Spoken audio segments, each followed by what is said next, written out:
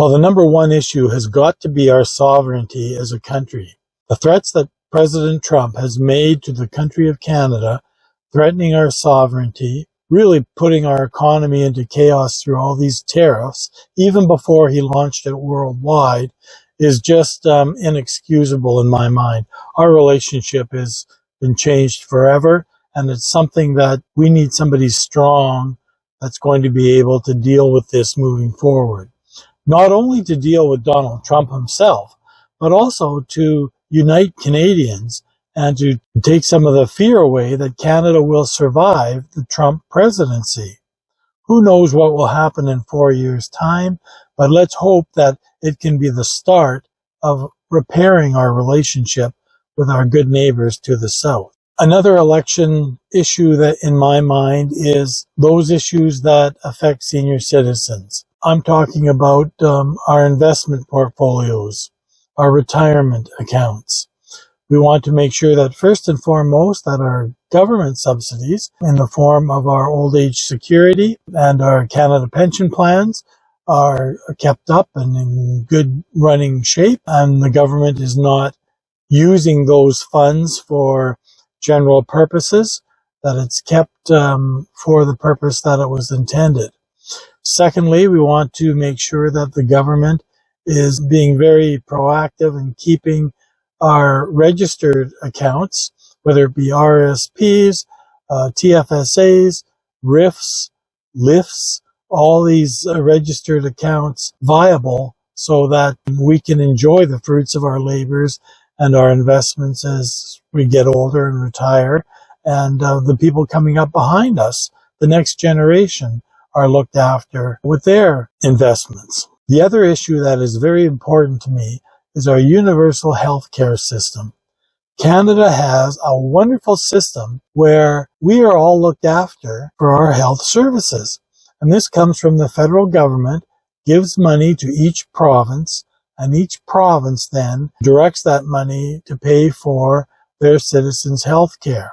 So it varies a little bit from province to province. Some provinces do have a small fee that residents pay.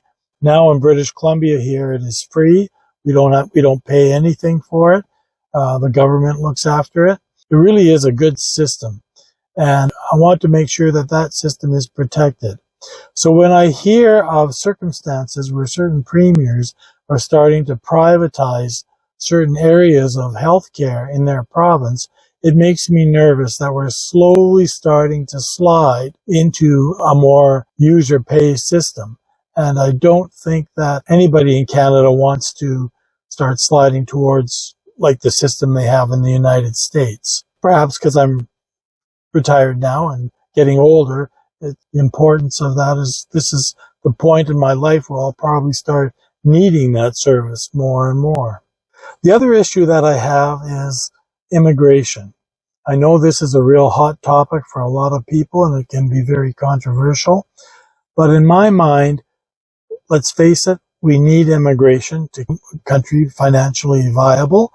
We need more people, and we don't have the birth rate in the country to sustain the needs that we have, never mind the growth that's going to come. So immigration is an important factor for any country, but certainly for Canada. But I think we need to do it in a controlled manner so that it makes sense. And I hear stories all the time about people coming into our country, different parts of the world, and they're professionals. They're medical professionals. They're doctors or they're lawyers, or they have some sort of defined talent and defined profession that is not recognized here in Canada. And I think one of the problems we have, if we want to attract the right people through our immigration process, is we have to open that up a little bit and start recognizing degrees and diplomas and work experience that some of these people have in their home countries, allow them to practice it here. You know, I mean, when you talk about the medical sciences, well, the human body is the human body, whether it's here, whether it's in India, whether it's in London, England, or whether it's in the United States. I mean, our bodies all function physiologically the same. So the medical practices in the Western world should be recognized throughout the world, really. If it is from a country that is deemed that they do not have the educational facilities that match ours, say, if that's what the medical professions feel, well then perhaps there should be a built-in mechanism where these people can very easily just get upgraded without having to go through their whole medical training altogether. Just a top-up of knowledge, if you will.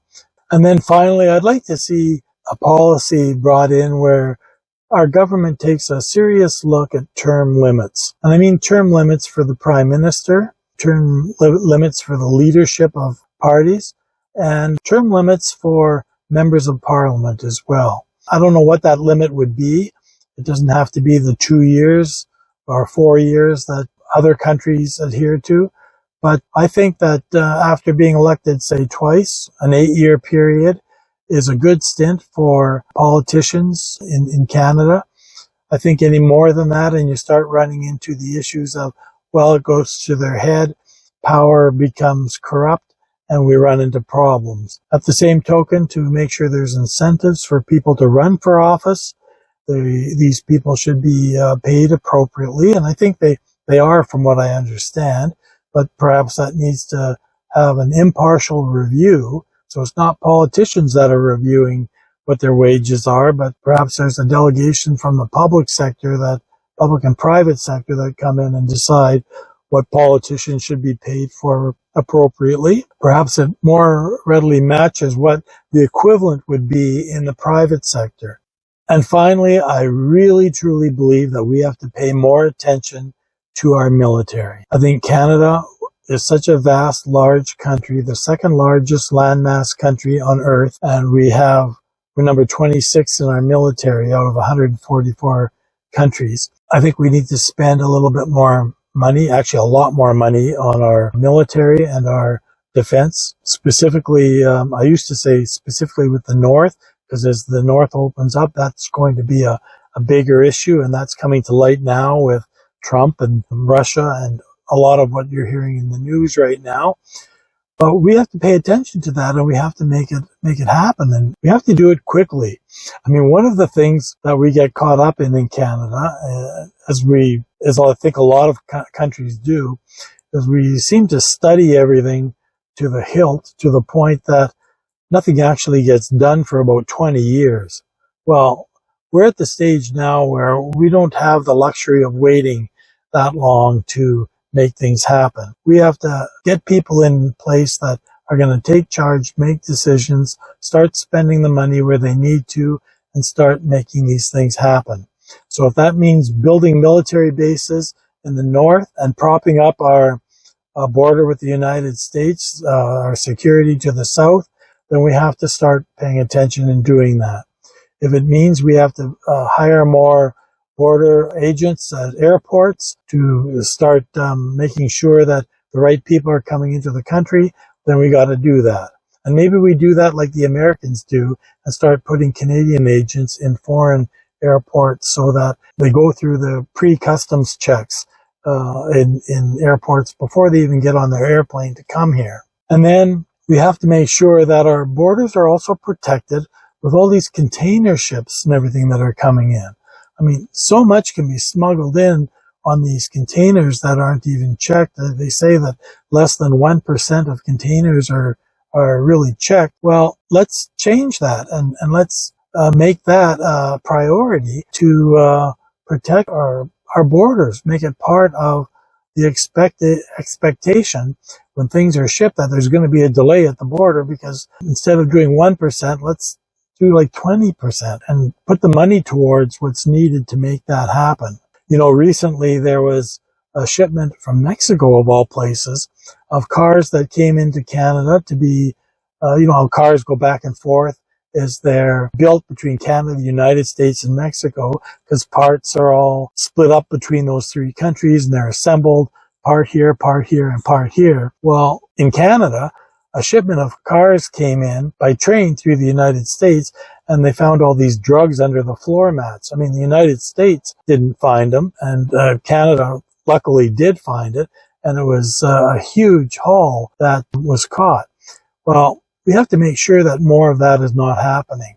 So at our borders, we need more agents that are looking into what's coming across through goods, through trains, through planes, through cargo on shipping, and make sure that we're protected in that sense. So that's an area where we can assign more funding as well. One of the things is that, the Carney campaign will complain about Poilievre being a career politician, been in Parliament now for over 20 years. What has he got to show for it? Versus Carney is being berated as an elitist, an ultra-wealthy man that, doesn't really look out for Canada's interests. He's out for more of his own interests. Well, these are all the things that, as a voter, we have to weigh out and figure out who is best from our point of view. My point of view is that Mark Carney, out of the choices we have, is the best choice for Prime Minister of Canada. And I say that because he's got the background, the experience. He was governor of the Bank of Canada back through the 2008 fiasco that he really helped Canada pull through that whole ordeal. So he knows finance. And let's face it, government is a lot to do with finance. So I give him full marks on that note. Poilievre, on the other hand, one of the things I like about his policies is he wants to defund the CBC. Now, I disagree with dismantling the CBC. I like the CBC. I have no problem with them. But I don't believe in throwing more taxpayer money at it. I think the CBC should stand on its own merits, and I think it could stand on its own merits with the other broadcasters that are for-profit corporations. I don't see the public purse as having any part of financing the media. I just don't understand the rationale behind that. My point in all of this is there are pros and cons to both the Liberals and the Conservatives. There's no doubt about that.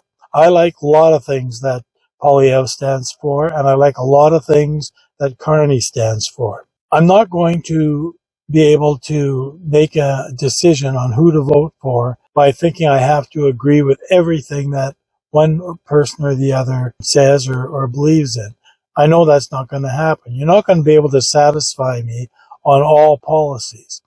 So I have to think, well, what's important to me? Well, I'm a senior citizen now, so obviously senior things are important to me. My portfolio, it's going to keep me financially viable into the future, is going to be important for me. So all these things come into play. And when I look at everything combined and what's important to me, and the whole issue with, new issue now with Trump and the threats against Canada and our sovereignty, which I really think is the number one issue for me anyway, and who is best to deal with that for a positive outcome in Canada's future. I think it's Mark Carney and the Liberal Party.